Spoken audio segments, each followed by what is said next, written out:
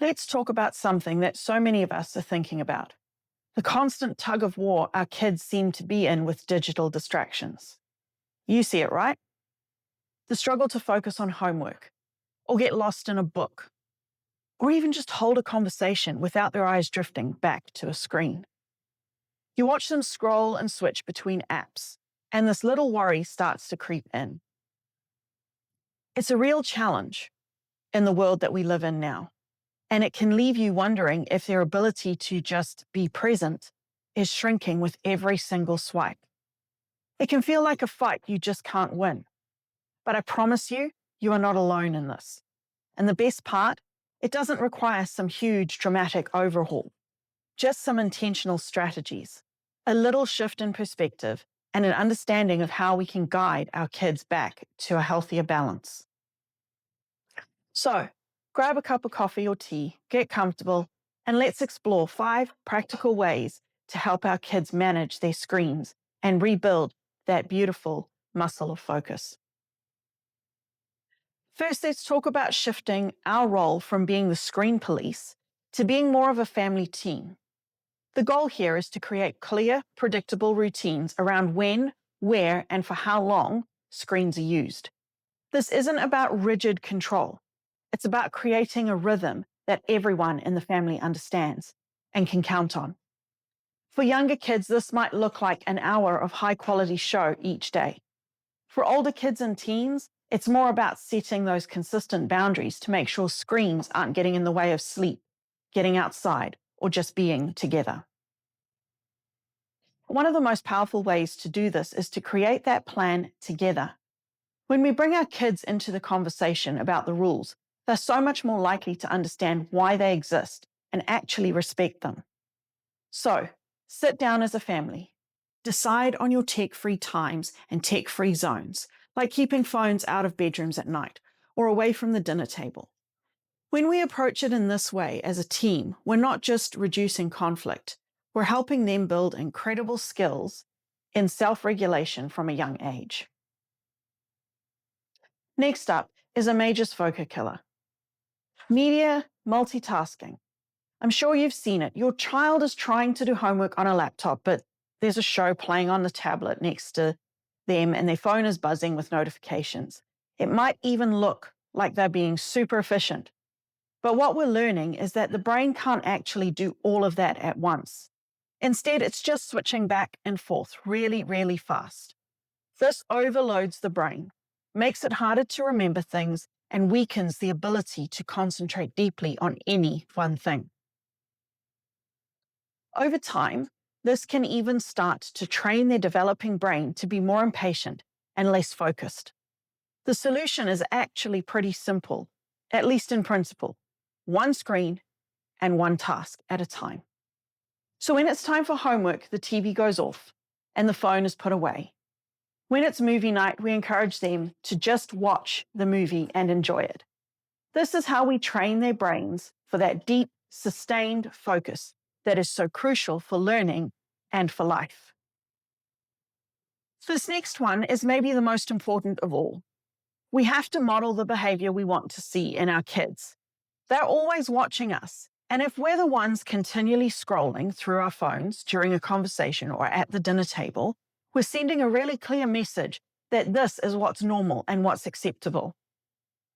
We just can't expect them to build healthy habits if we aren't practicing them ourselves. So, let's make a conscious effort to put our devices down during family time. When you're with your child, really be with them. Give them your undivided attention. Let them see you get lost in a good book, or enjoy a hobby, or even just sit quietly for a moment without a screen. These moments do more than just build a stronger connection. They show our kids that a full, happy life exists way beyond the glow of a screen. And that brings us to our 4th strategy. Don't just focus on taking screens away. Focus on replacing them with engaging, real-life alternatives. So often, kids reach for a device simply because they're bored. So the key is to crowd out that screen time with activities that are just as, if not more interesting. This makes it so much easier for them to transition away from their device without a fight. Work with your child to brainstorm a whole list of fun, non-screen things they love to do. It could be anything: board games, building a massive fort in the living room, trying a new recipe together. Or it could be getting outside, kicking a soccer ball, going on a nature hike, or planting a small garden. Getting their bodies moving is especially powerful, as it's been shown to help reduce stress and improve focus. When they have this rich menu of offline choices, the screen starts to lose its power. Finally, our fifth strategy is to think of focus as a skill we can actively help them build. In a world of non-stop notifications, concentration is like a muscle that needs to be exercised. We can encourage activities that naturally build their attention. Reading a physical, printed book, for example, has been shown to support better comprehension and focus than reading on a screen, especially for younger kids. You can also introduce simple mindfulness exercises, like just taking a few deep, calming breaths before starting a tricky homework assignment. And for those big, overwhelming tasks like clean your room, you can help them break it down into tiny, manageable steps. Instead of that big command, maybe start with, let's just put all your books back on the shelf.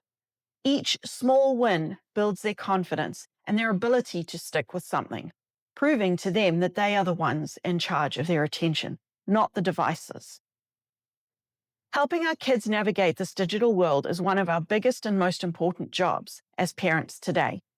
It's not about banning technology, but about finding a healthy and sustainable balance. It's about empowering them to use technology with intention instead of letting it use them. By creating routines together, gently discouraging multitasking, modeling healthy habits, crowding out screens with real-world fun, and actively building their focus, you're giving them the tools they truly need to thrive. Have you used any of these strategies in your home? Have you found something that really works for your family? I'd love to hear your experiences. Drop a comment, share your thoughts, and let's continue this conversation together. Remember, you have the power to make such a positive change. It takes patience, it takes consistency, but you can absolutely guide your children towards a future where they're in control. Thanks for watching. Like and subscribe for more. Follow us on Patreon for more resources, and check out our DigiTees store for mindful apparel.